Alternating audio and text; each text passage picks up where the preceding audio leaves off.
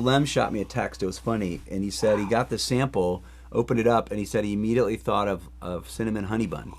We grew up with those honey buns, and then Yeah, like cinnamon rolls. once we used to like call cinnamon them. rolls Yeah. and the honey buns, and after it's been roasted and it cools a little, then you get this great malic acid, this apple, and so this cinnamon apple Danish. It reminds me of the fall. It reminds me of apple turnovers and pastry. It's just, and it's layers. It's layers and layers. It's really. Now, interestingly, we have this reminds me of a natural process coffee in terms of it's got such a wild flavor, but it's crystal, it's clean, it's not like super funky. It doesn't have, like fermenty or funky flavors to it. It's got very clean, distinct flavors. But as far as enjoying a cup of coffee, for me, I would have this Costa Rica San Diego honey as like a nice 12-ounce cup, a real drinker. This type of flavor is something I'm looking for like in the afternoon when I Yeah. when I want a flavor experience, but maybe only want like a 6-ounce cup. I want 6 or 8 ounces. In the morning when I want a couple of cups of something that's delicious and sweet with good body, that's when I'm going to go for this San Diego honey. I've never. This is I've never had a coffee that tasted anything like this, and yet it is not a weird tasting coffee. What's surprising is but it is very different. And its body, yeah, I mean It's got it's spice. different. Yeah, spice definitely like that. There's a real interesting texture. It's totally unique, and this is why I'm saying this is an exciting time in coffee because we're going to experience new flavors. It's kind of like when we all experienced geisha for the first time in Yeah. 2007 out of Panama, and it was a new experience, a new flavor, and that variety has spread quite a bit. We're getting a lot more of that variety and getting used to that flavor. So we're getting new flavors from these new isolating different varieties, different types of processing. Is the story with geisha that it was a coffee that had been there and it was not thought to be a different varietal and then it was discovered? Is that? I've heard different stories, Okay. and I read, God in a Cup, which is, the book that came out about that, that coffee in that time in coffee, and the coffee guys. It's a fun book to read. But I've read different stories that the farmer planted it because it was a windy hillside, and the geisha has That's long right, branches that can kind of take the wind, Yeah. and kind of didn't realize what they had. It was planted for well, of course that's all great adventure stories. If the agency in Manhattan made this up, it's a great story. I Right. mean, I give credit to them, but it's but the idea is always a practical thing. It's like yeah. the pretzel story. About the monk that and it was a convenience. It was a practical reason. I As always far as love the, those. the style of the Yeah, pretzel, it was yeah. just easier to I bake can't it. remember now. It's on probably the 2 or 3 brands of pretzels have some variant of it, but Yeah. on their package. But it's there's always a praying. It was like hands, but the way it works now is it just really works perfectly for how it takes the heat. And Yeah. gets that hard pretzel. Everyone loves a hard sourdough pretzel, a really good one from Pennsylvania, and we ought to have somebody ought to send us a box, so if you do, we'll mention your name and Rich and I will split it. Anyway, definitely the windy hillside is a great story. And this is by the way, it's cooling now. Yeah. And as it's cooling, I'm getting, and that's one thing I think that advise texture people, is really emerging. you get more cups of coffee than just the one cup, that one taste. The great thing about coffee is to serve it at 149. I just had a guest who was talking about the importance of not drinking coffee that's too hot. But that's one, Chemex is great for that, so is French press. But man, when it's cooling, you get a different taste. And it's getting sweeter too as Yeah. it cools. Yeah. There's a really nice sweetness coming out, almost like a Bing cherry kind of tartness. You got to drink it with Rich. I mean, you really do. I mean, telling you. this is like It's almost an emotional experience, I'm telling you. It can be. It's amazing when you really engage all your senses, as far as, olfactory especially does tap into emotions and memories. That was one of my favorite classes ever to teach, was olfaction, gustation, and really to dig into that. I mean, I studied psychology, my degree is in psychology, so we got into a lot of perception in my undergrad degree. So there's a little bit of a history in that, and then marrying that with this career, it's been an amazing, the one thing about coffee, you're just always learning, and then you also get to have this fully immersive experience as far as olfaction, gustation, lots of great knowledge, information. And then when you get to go to Origin, I mean, that's just such an honor to be in these amazing places and see where the coffee's produced, I have a question about that.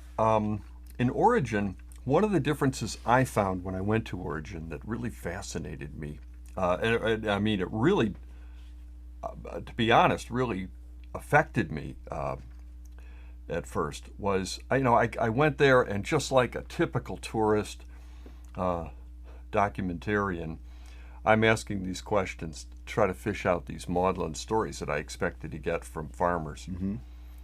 That I've certainly seen in wine. What happened? Is it good? Yeah. Yeah, it is good, isn't it? Yeah, I know. I just keep running into. I know it's like it's a cool experience. Marzipan.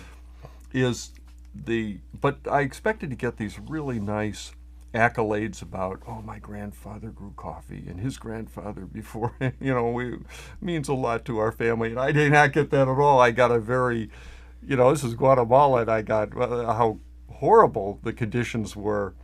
And I mean, the story of many, look, my family's working class, I get it, I'm sure my family wouldn't have particularly tender stories about coming here from Ireland, in 1842 either. But it was maybe the conditions weren't all that great. It wasn't quite first class on Virgin Airlines. But the thing is that you expect that, and the farmers. It isn't like the wine business. And at the time, I remember noting farmers hadn't even had their own coffees. Is that changing? Yeah, I mean, going to Origin is an incredibly humbling experience. And there's a sort of a meme, I guess we could say, going out right now, which I think is good to pay attention to, with this idea of, let's not, try to profit off of poverty, and let's not try to promote profiting off of poverty. And we need to be sensitive. We need to be eyes open. We need to be humble. We need to be respectful first and foremost. And I mean, these are really hardworking people, and and it's a business. At the same time too. I think a lot of times, I come from a barista tradition. Spent 20 years owning and operating and training baristas, and we do romanticize the coffee. I've been sitting here romanticizing the coffee. Sure. And it's not always it's not really a romantic thing. I mean, it's survival when you talk to farmers. One of the things that really impressed me about Genuine Origin, when I talked to Shauna Moore, who is the sustainability director, someone I respect tremendously, and when I was interviewing for this job, is they said, well, we go out and we talk to these producers, and we analyze their farm and do soil testing, varieties testing, do a full farm analysis, and if we determine that growing coffee is not in their best interest, we encourage them not to grow coffee. Really? We encourage them to grow mangoes or cacao or avocados or bananas, something that's going to be more profitable for them on the land that they have. And I was blown away by that. And I thought, wow, that's an amazing thing. I said, so you're a coffee company, you're a coffee importer, you make money on coffee, and you're going to encourage coffee farmers not to grow coffee. And they said, well, yeah, I mean, the welfare of the farmer comes first. And if they're not going to be able to sustain themselves growing coffee, it's unethical to encourage them to continue to grow coffee.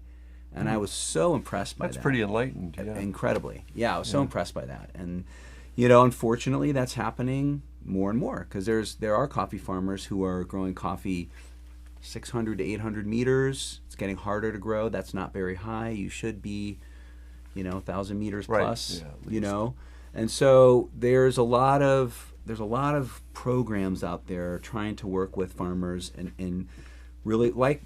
Volcafe Way is one of them, and there's a lot of NGOs and others out there trying to work with producers to help them become more productive and more profitable, to help them sustain themselves. And also, coffee is a cash crop. If you grow, if you have some cattle and have some chickens and you grow food, you can also eat those and then sell extra.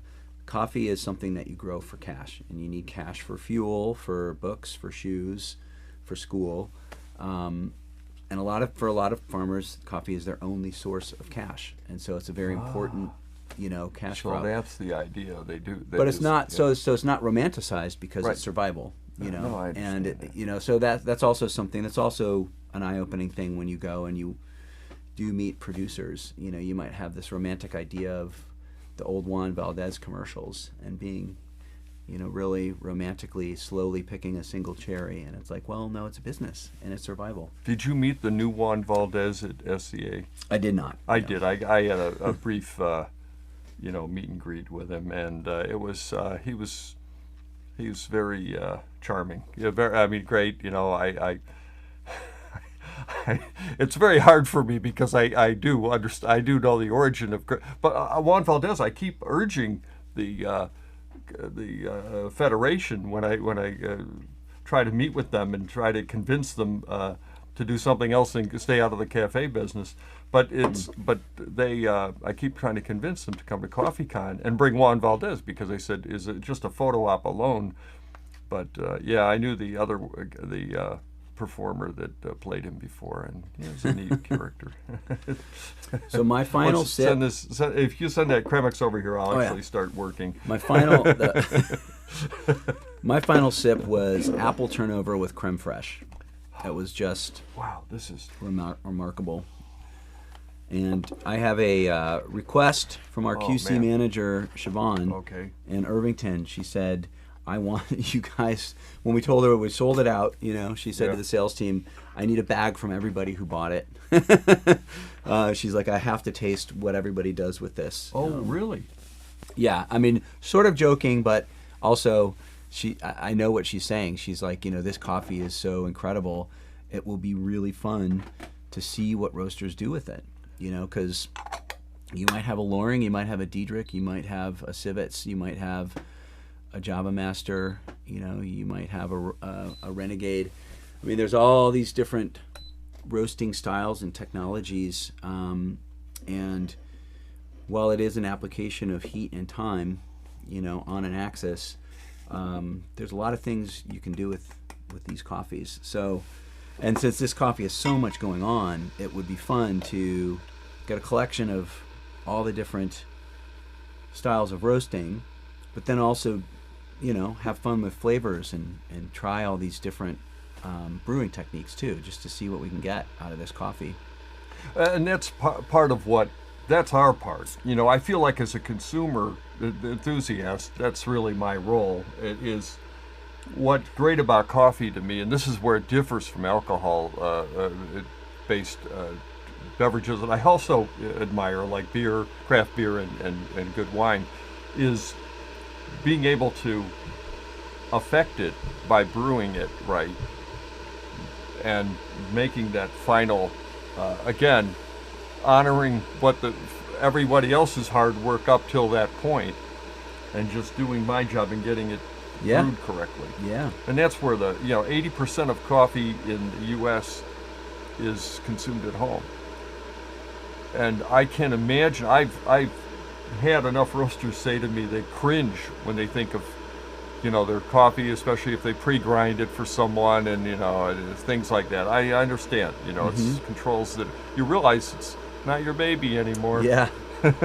Yeah, we had a lot of fun at Counterculture when I first came to Chicago, really addressing, for so many years we really worked on our commercial relationships, with restaurants and cafes. That's the big focus of Counterculture, is partnership and training and really trying to see the quality through to the end user.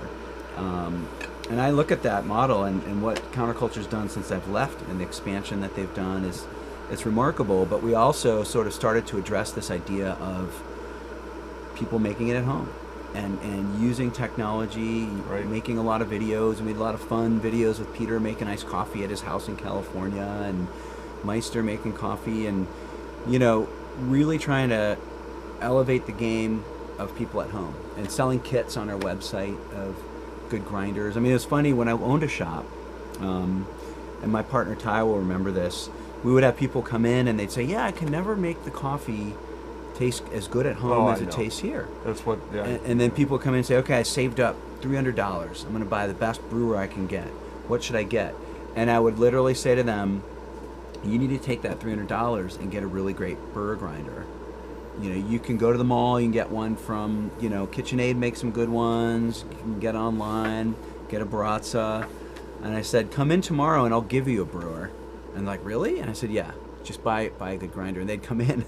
And at the time, what I would do is go to the grocery store, get a plastic Melita and a pack of Melita. That's a good brewer. Oh, I mean, at the time, this is the 90s. That plastic Melita was like $1.89. But I would do it also for effect, to just be like, the grinder, man, get the good grinder, and I'll teach you how to do a pour over. And so I would literally give them one, and I'd say, you can get a ceramic one, pay a little bit more money. You can get some different filters as well. I prefer the oxygen bleached ones, but yeah, that was always the fun thing, is really pushing that quality to the home brewer, and it's been fun. I think over the last decade, people have really gotten into making good coffee at home. Well, I like to think that is CoffeeCon's mission. That is, one thing that I wanted to do is make sure, because I had so many opportunities to go to people's houses, and they would always insist on making coffee for me, and they hadn't been to CoffeeCon, and they hadn't, or some take some class and find out how to brew, because that's your part. Yeah. That's the consumer's part, and that's what we are into doing. And then you discover what your favorite brewing methods are. You find coffees like this. Yep. The idea is a coffee tasting. We're doing a little coffee tasting here, but even this is probably too much work for a lot of consumers to want to do at home. And at a CoffeeCon, they do it for you. It's all set up. You get all the roasters in town. You get people like you there that sell to home roasters, or to want to meet our roasters, and that's what I love, that sense of community too, and people learn by sharing information. Oh yeah, well, it's fun. I mean, I've always said, coffee people are nice people, and one of the things I love about this industry is the openness and the sharing of the information. That was a really wonderful thing. Like when I started selling at Counterculture, and I knew Fred back in the day. He used to come into Fred used to try to sell to me, and I really respected the way that Fred approached me. And I used to talk about how Brett was like, "Yeah, I think you'd be good in sales," and I'm like, "I don't want to be a salesperson." I was brutal to salespeople who used to cold call me at my shop and not be aware of the surroundings, coming in during a lunch rush and cold calling and say this is wrong and this is bad, or calling me during the middle of a rush. But one of the things that I loved about selling at Counterculture is this idea of transparency, and this idea of there's no secrets in coffee. There was a time in coffee when people would have their secret blend. Roasters wouldn't tell you what's in the blend. It's a secret. Or you go to a shop even and say, "Who's your roaster?" and they wouldn't tell you who their roaster was. They protect these secrets. And I love that idea of radical transparency that we had at Counterculture, where I was like, "Oh yeah, we'll tell you exactly what's in this blend. We'll tell you exactly where it came from." Rich, is that partly generational? I think it's something that I find millennials are less like that. Oh, I don't. You think less open to transparency? No, okay. The opposite. Are more less like the what your examples were just people that didn't want to tell you what's in the blend, and I find the people in the industry that are younger, generally, I'm not trying to make an ageist comment, but I'm saying that people who are, appears generational, that it's like, oh, the attitude now is this information's out there anyway. Right. There's so much sharing, and that's what I love, about coffee now. And generational, sure, I think, I deal with a lot of people of all ages, really, in my current position, which I love. But I do think that, yeah, in the 80s and early 90s, I remember there being a lot of secrecy. I remember it. And now everything is very wide open, which I think is wonderful. Because there's everybody drinks coffee. There's a lot of coffee out there. Everybody drinks coffee. It's a wide open market. And there's a lot of different reasons why people buy what they buy. And so this idea of doing away with secrecy, to me, has been very welcome. And I agree. I love, I think millennials are wide open to all of that sharing. Because maybe you're right. I mean, they were raised in a much more open atmosphere. Whereas you and I remember the 80s and 90s in coffee when there was all that secrecy. Oh. Which is kind of silly, when you think about it. Like, well, what are you hiding in that blend anyway? Why are you afraid to tell me, what's in there? I remember coming back from one of my first coffee trade shows, and where I crashed it, really. I mean, just showed up as a consumer. I don't have a coffee thing. I want to write about coffee, and they were very nice. This is SCA. This is in the Ted Lingle days, and they were kind of a little confused about me. They didn't know, but they realized I seemed safe, a little quirky, but safe. And then they finally just let me in. And this is the first time I showed up with Ken Stevenson. It was a roaster in Denver. We showed up in Seattle. I literally walked up the escalator, walked up and said, I just showed up. And they said, but I remember coming home, and I remember saying, there's something about a coffee, in the coffee business at the time. I said, they're like two guys who own gas stations. One of them's in Maine, one is in Arizona, and the guy in Maine is nervous because the guy in Arizona is giving away a free car wash. It's like, they're really not competing. Yeah. And this is before all the internet, where they actually in some ways might be considered to be. But it's really, we accept now the variety. Yeah. And that's part of the fun. And I even, hang out with roasters, and we'll be traveling around, and go out and be like, oh, let's stop here. These guys, and I'm like, don't you want to stop at one of your stores? I've had my coffee. I want to try. Sure, yeah, let's try something new. So it's interesting to, and I think that's good it's good for the industry, and I think it's overall good for information. And just like, I write about coffee, and there's other people that write about coffee, and maybe we don't speak to each other anymore, but through lawyers, No, it's not. Ken Davids and I did a picture once where we. Oh, did you really? Just like that. It was a fun picture, just for fun, for somebody who wanted to take our picture together. So wasn't it? Now this is going to date us. We just sound like a couple of old hippies sitting at a table drinking coffee. But wasn't it when I was in college in the 80s? Yeah. Timothy Leary, and yes. Was it John Dean?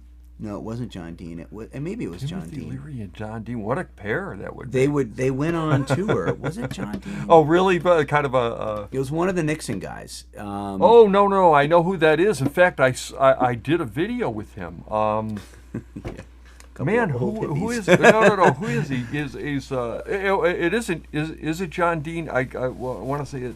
Maybe it is. I mean, John Dean did just testify in Congress this week, but it was. It wasn't John Dean. It was one of the Watergate guys. Died. Yeah, who also they were. I mean, I read a great book about Timothy Leary recently. I read it for my 50th birthday because it was about how the crazy shit that he was doing. Excuse me, on his 50th birthday. But anyway, this all relates to you and Ken David. So these guys, after they got out of prison, I mean, Timothy Leary broke out of prison, which is hilarious, and then the Watergate guys actually served time and got out. They went on a college campus tour doing a point-counterpoint debate. Because in the 60s and 70s, they were mortal enemies. Like Nixon looked at Timothy Leary as enemy number one of the counterculture and was after him.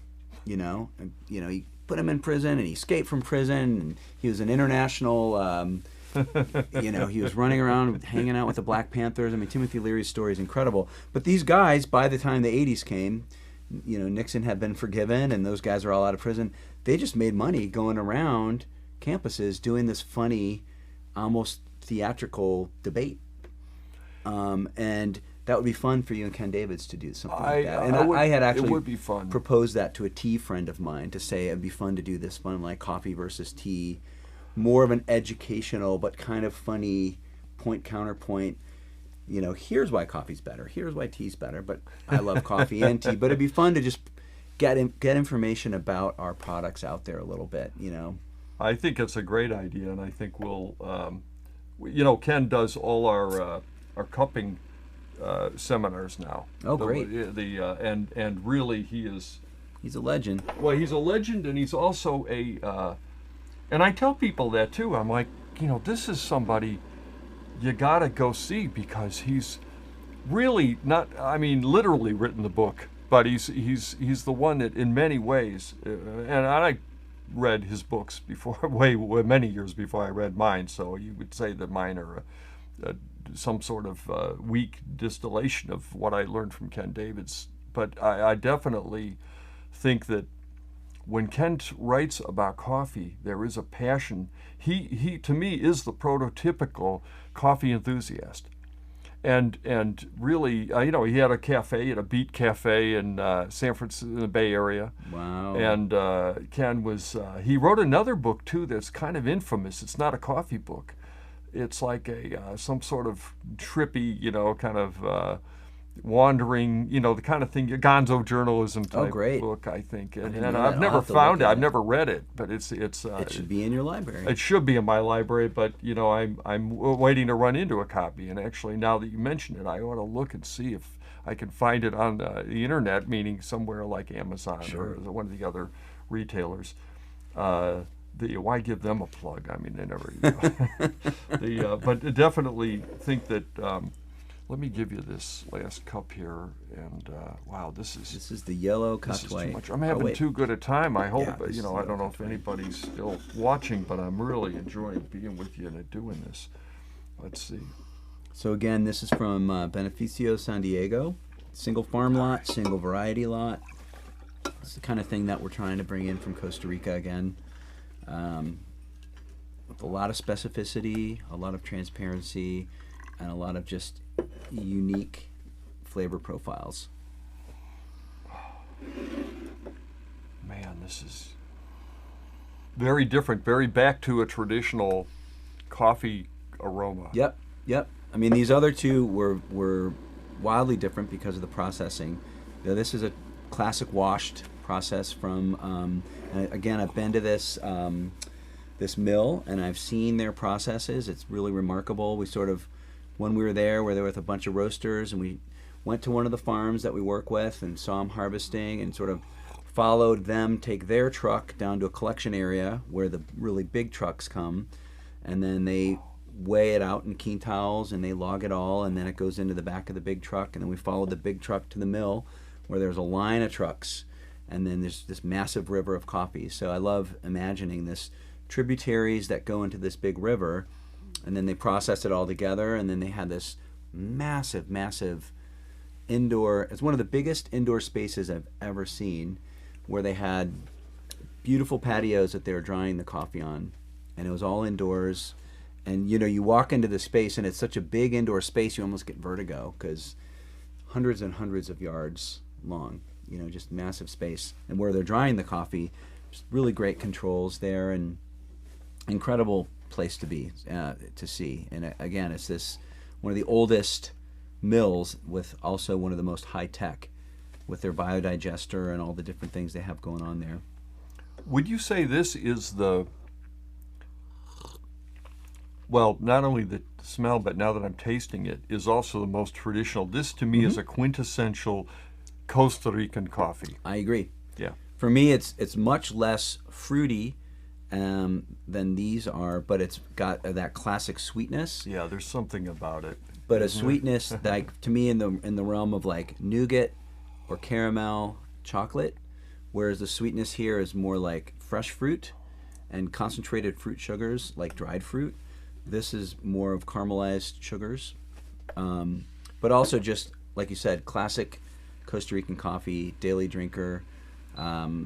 If I were to sell this coffee as a roaster, you know, this is a coffee that I think would be great for a breakfast restaurant. You know, this, A pancakes, really eggs. nice breakfast restaurant. I Right. mean, gee, don't you wish? Yeah. You know, Original House of Pancakes used to carry good coffee. I Yeah. mean, I'm not, I understand it wasn't the top end, but, it was a good blend. Mm-hmm. It was like they used to have, Boyd's used to Oh, supply sure. them. Yeah. Yeah. Oh, yeah. And, you got some, Walker Brothers used to have Superior, did a Kona blend for them. Yeah. I understand it's, what 3% Kona? Yeah, I don't Yeah. know. But it was still, the most important thing, it was a good blend. Yeah. And Or, I think this would be great batch brew in a coffee shop. Because this is a good coffee. yeah, fire this up in the Bond or the Bloomfield or whatever or Fetco. Yeah. Yeah, good as batch brew, but also I would sell this as a coffee that that has broad appeal. This is a coffee that you give to your neighbors as a gift, and you know that they're going to really like it. Or you bring it to a dinner party, and you feel confident you can brew it, and everybody's going to like it. Yeah. Some of these other coffees are more exotic. They're fun coffees for connoisseurs or for palate-driven people. The jaded taste buds of the of the yeah, I know it's the exotic. I love Sumatra coffees. I love Indonesian coffees. I just want to taste around. Every time I walk into a place, it'll be, oh, you're lucky. Look, and she'll tap on the little thing, and all of a sudden it's got Bali coffee, and she'll know, I know what he's going to get, and but I really enjoy, this coffee is just like a coffee that I wouldn't be afraid of giving to anybody. Oh yeah, that's exactly right. Yeah. Yep. That's why I think there's certain origins too that are known for that. There's classic Costa Rican coffees, Guatemalan coffees. A really great Guatemalan Antigua. That's just sweet, delicious, not too fruit forward, not too challenging. You drink it and you go, that's good coffee. It is every coffee has a home. That's one of my favorite things to say. It's your job is to help find the the home for it. Yes, exactly. I'll save you Thank you. It's true. the pitch that you probably have to get on an airplane to hear. Rich, we got a warehouse full of these coffees. Every one of them has a home. It sounds familiar. But it's the good news is, well, you're perfect person to have in there doing that, and I definitely enjoy this. I've got to put a little plug for CoffeeCon in here. After all, they're kind of the sponsor. My wife's kind of the sponsor for this. Is we have our fundraising is going on. We are.